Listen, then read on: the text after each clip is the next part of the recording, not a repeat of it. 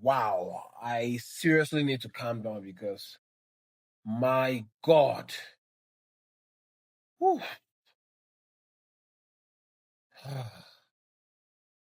Chelsea pulled this was drama today. Chelsea pulled off a dramatic 3-2 comeback win over West Ham United at Stamford Bridge. And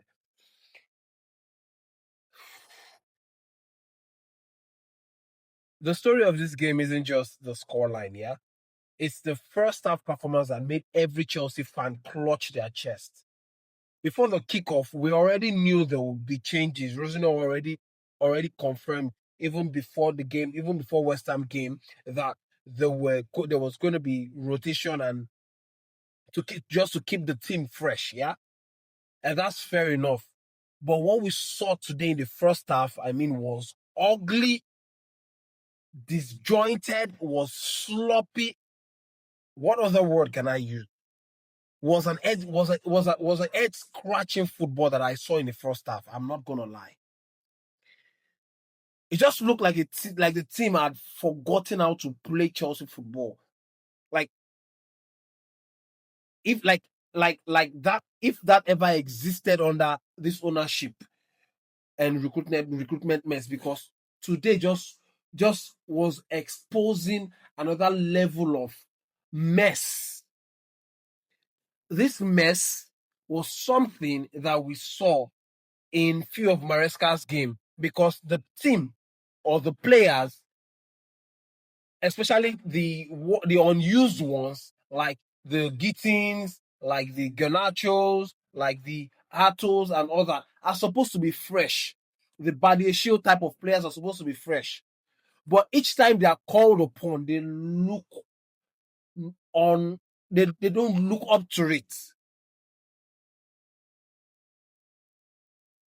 Like, was really, really I'm lost of words for it. I don't have the right words to describe what I watched in the first half.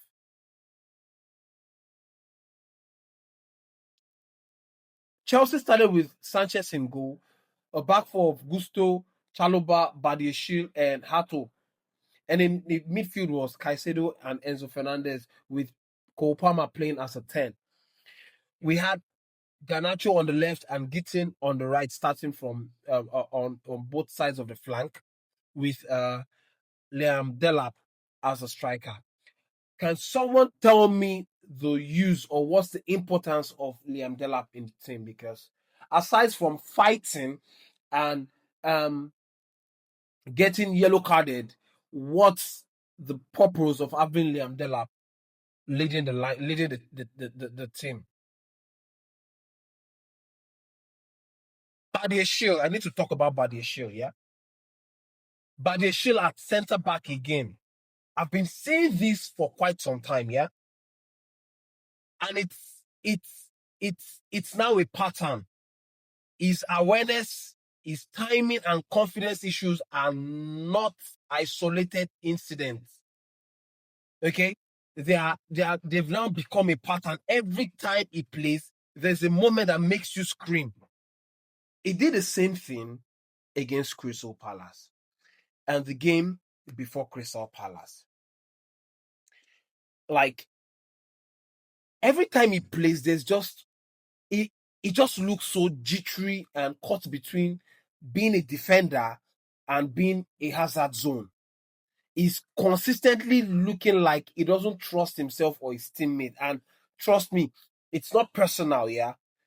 It's just performance-based frustration, because Chelsea just looked so slow in build up today and kind of hesitant on the ball. The worst of was that we're just lacking in intensity and disconnection between midfield and attack. Now let's talk about the wingers, yeah? Garnacho and Jamie Gittins. Oh my God. Oh my God. The recruitment person that, Lawrence Stewart and Winston Lee, okay, that were obsessing over Jamie Gittins and Garnacho, they seriously need to be arrested. We need to press charges against them because this is broad daylight waste of money. Nearly £100 million that gone down the drain. First of all, ask me why were they in the lineup? I get it, yeah. They both lost possessions unnecessary, especially Garnacho. Garnacho got on my nerves. I mean, to the last of it. I was literally screaming on my couch. I could no longer hold myself. I was screaming.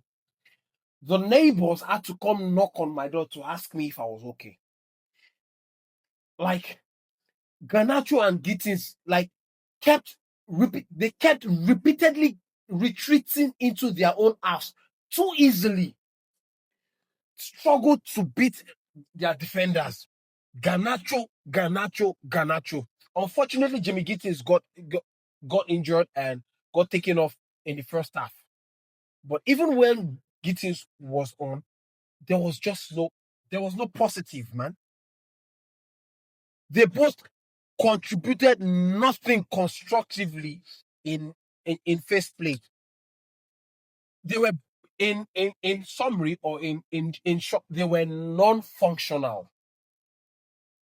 If a winger cannot stretch the play, beat a man or his man, or deliver quality cross, they're not doing the job, man. They are simply not wingers. They are simply not doing their job. Period. And I'm not being harsh here, man. It's just football basics. Yes, the midfield held okay. Caicedo and Enzo were the only parts of this team that looked like Chelsea players in the first half. But the midfield effort was undone by poor connections forward, zero vertical movement, and a backline that refused to step into pressure spaces. West Ham took full advantage and scoring through Jared Bowen and what's the other guy's name? Man, I've forgotten his name. Yeah, Somerville. Both capitalizing on Chelsea's mismanagement in defensive zone. And by halftime, West Ham were already 2 goals up, and every Chelsea fans felt that sinking feeling. At some point, when at the end of the first half, the players were going into the tunnel, walking into the tunnel, Trevor Chalobah was having an argument with one of the fans, and the only player I saw or person that I saw was trying to encourage the players was Robert Sanchez. Robert Sanchez right now deserves his roses, man. He deserves his flowers. He deserves everything that is worth praising. He deserves to be praised because Robert Sanchez right now is him. Okay, now I can say we have a goalkeeper in between the sticks. Why the hell was Chalobah arguing with a fan that was frustrated seeing the horrible show that was on full display? Was a shit show of a first half. And shit show doesn't qualify what we saw in the first half. It's not enough word to qualify it. It doesn't do justice to it.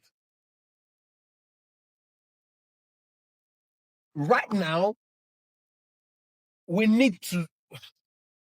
Garnacho needs to be returned back to Manchester United. We don't want the money. Just have the player. Keep the player. We don't want. If there is any bit of sanity left amongst or in the recruitment department, they will recognize that we do not have a left winger that will improve this team. What we have is a waste of 100 million down the drain. We need a left winger.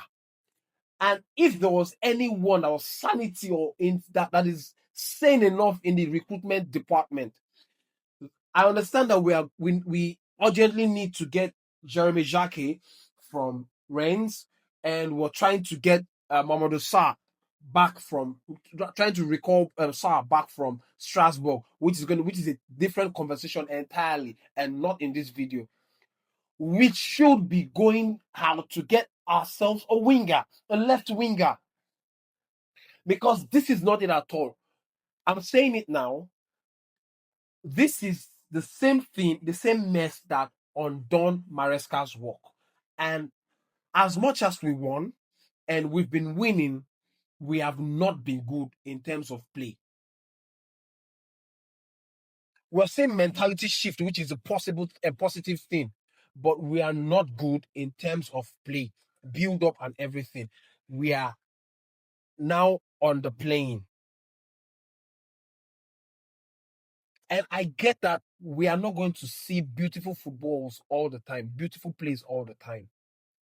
But for a team like Chelsea against West Ham United at the Bridge, we should be wiping the floor with a West Ham United team that they've been leaking goals left, right, and center. I literally had my heart in my mouth today, and I nearly got hypertension from watching Chelsea, from being a Chelsea fan.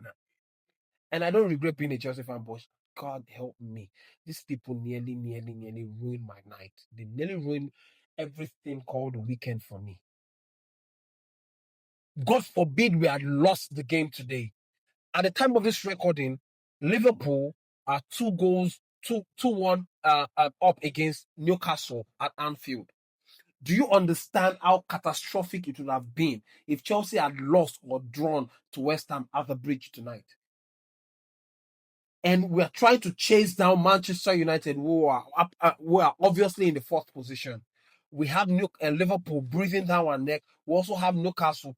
Just the slightest slip, we find ourselves in 8th, 9th, and 10th by the end of this weekend. So it's a good thing that we came from behind and won in a dramatic fashion, with Enzo Fernandez scoring the winning goal. But you guys, the players need to do better. There's a reason why they are professional players, and if the wingers that we have cannot even beat his man, what's the point? What's the point? Who are these? I know them, I know their names, but what's the point? They should be dragged or ushered right into the room, into the office. But that Egbali needs to invite them in a hurry and ask them what's the reason behind signing players like Garnacho and Gittins. Unfortunately, we have Esteval back in Brazil for personal reasons, according to Liam Rosenior. We do not know when he's going to be back, man. So is this what we're going to have to put up with? And we have a game. This game was supposed to give players like Reece James, Fofana, Joao Pedro, and the likes time to rest, to be fresh for the game against Arsenal. And it's just not it. These players have to be called upon to come win the game. Which means that Liam Rosenior doesn't have trustworthy bench.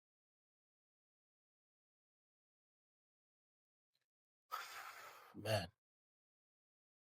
Thank God. Thank God. Rosenior made changes and key substitution. Wesley Fofana, Joao Pedro, and Marco Cucurella. And Marco Cucurella came on for Jurelato.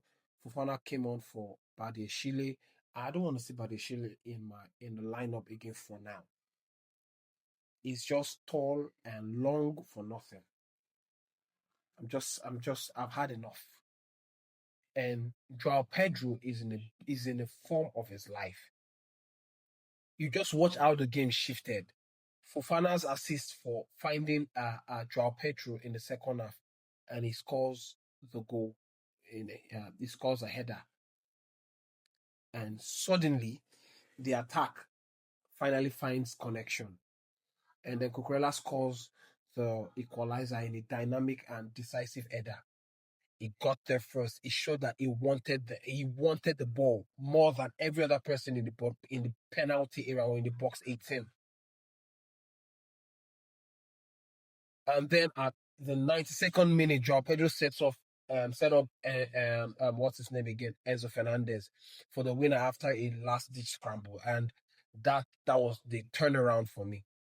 And it just didn't end there. And then Adama Traore decides to turn it into a slugfest, holding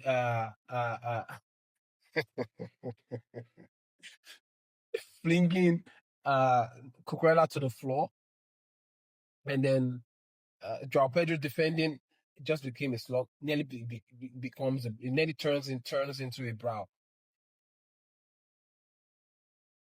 Okay, well, the turnaround didn't just change the scoreline; it just showed two versions of Chelsea in the same game. That first half was horrible. Was so horrible that I just cannot. I can't.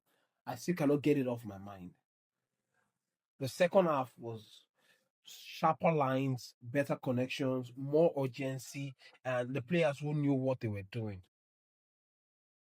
And then after the game, Liam Rosenior spoke at the press about tactical changes and balance, and he said something to the effect of he saw the first half wasn't clicking, made impactful substitution, and the team responded positively. And that's exactly what happened today. But it also tells you something concerning why did it take first half for Chelsea to play like Chelsea? Were the players confused by instructions, or was the plan too complex? Was the lineup a lack of common sense? I really do not understand, because even the fans could see the problem. I posted on X the moment I saw the lineup, and I was like, I'm not too confident with the lineup.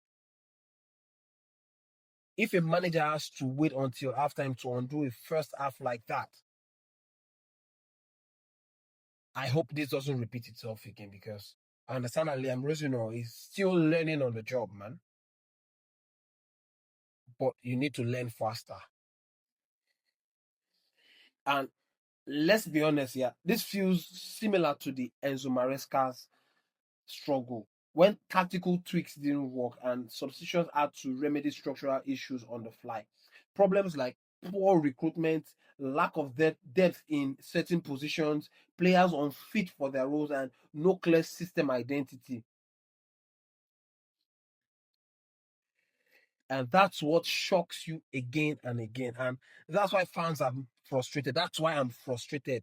Not because Chelsea won, but because the quality gap between the starting 11 and what the bench offers is night and day and too massive to comprehend.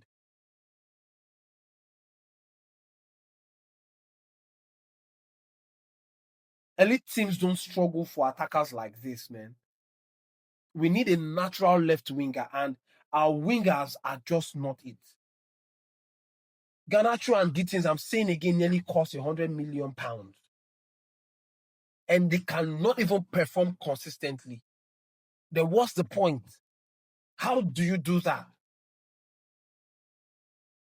It like I'm not it I'm not having a dig at anyone. You can call it dig, or I'm just here just gonna say just how it is. And I'm I'm basing everything I'm saying today from a performance metrics point of view. If a player cannot keep possession, cannot create space or beat his marker or help the team progress, then we're not talking about bad game luck. We are talking about inadequate recruitment evaluation. And that's just everything that has happened today that this game has shown. The second half showed that Chelsea deserved the win, but in the first half, man, it just, man, I don't know what Liam Rosenior said to the players that made him come out to put in the shift that they did to get the winner, to get the win. But we need to go out there and start get grabbing games by the neck from the blast of the first half whistle. There should never have been a first half like that in the first place. A starting 11 that looks disjointed and unprepared to the unprepared is unacceptable.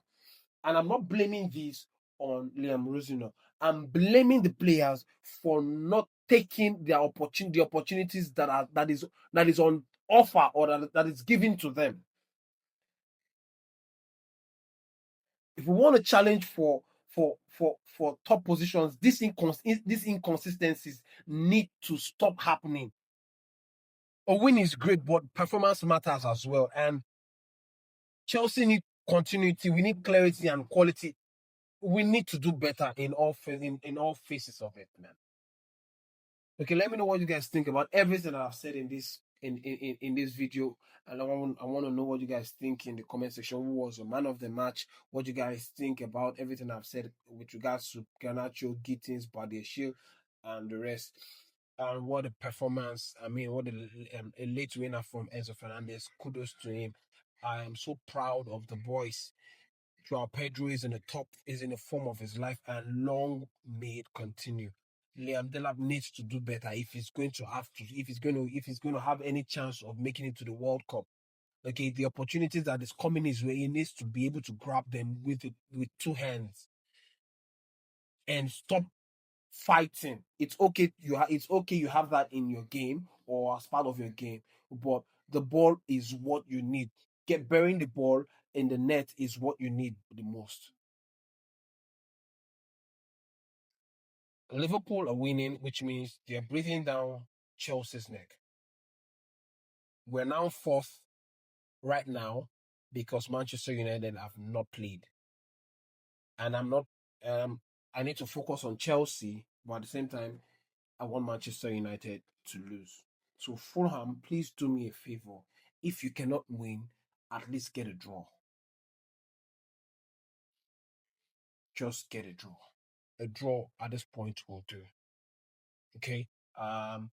Let me know what you guys think about everything, and if there's any other thing that comes up, I'll be here to share with you guys. But until then, it's Chelsea first, rivals next. Come on, Blues, up the Chelsea.